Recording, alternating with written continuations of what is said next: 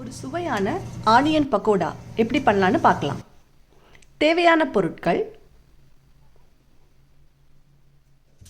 சின்ன வெங்காயம், பச்சை மிளகா, கொஞ்சம் கருவேப்பிலை, பூண்டு, இஞ்சி, அதுக்கப்புறம் சோம்பு.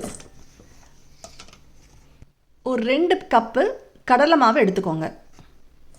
அதை நல்லா கட்டி இல்லாமல் நல்லா பெசரி விட்டுட்டு அதில் 3 டேபிள் ஸ்பூன் அரிசி மாவு அதை போட்டு நல்லா கலந்துக்கோங்க.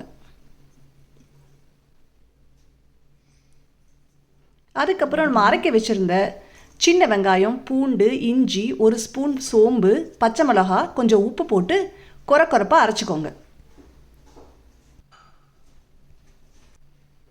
இப்போ இந்த மாவில் 1/2 டேபிள் ஸ்பூன் மிளகாய்த்தூள், 1/4 டீஸ்பூன் பெருங்காயம் இதை போட்டு பிசைக்கோங்க.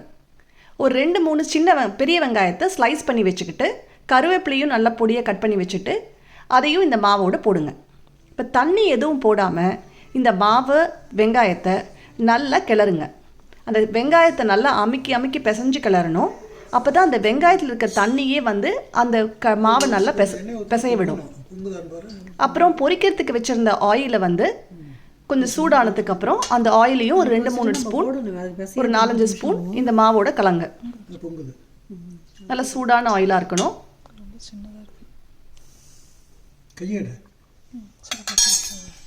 இது நல்லா கலந்து விட்டுட்டு ஒரு 2-3 கைப்பிடி முந்திரி பருப்பு, இது ஆப்ஷனல் தான், பட் ரொம்ப டேஸ்ட்டாக இருக்கும்.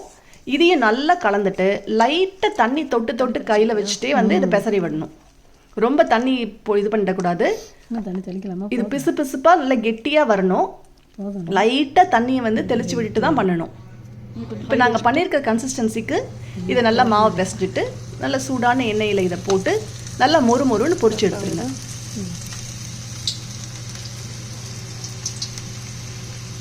ரொம்ப காய விடாமல் நல்ல மொறுன்னு கோல்டன் ப்ரௌனாக இதை பொரிச்சு எடுத்திங்கன்னா ஒரு சூப்பரான ஆனியன் பக்கோடா ரெடி ஆகிடும்.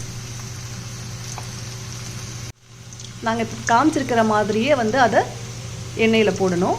நல்லா கிளறி விட்டு அதை ஃப்ரை பண்ணணும். அப்படியே விட்டுறாமல் நல்லா மேலும் குழுமாக அதை நல்லா கிளறி விட்டு ஈவனாக அது குக் ஆகும்.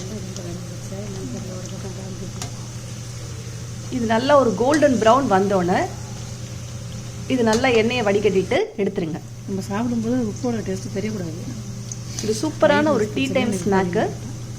இதை இன்னும் நிறைய முந்திரி பருப்பு, வெண்ணெய் இல்லாமல் போடலாம். இது சூப்பராக மொறுமொறாக இருக்கும். Onion pakoda ready.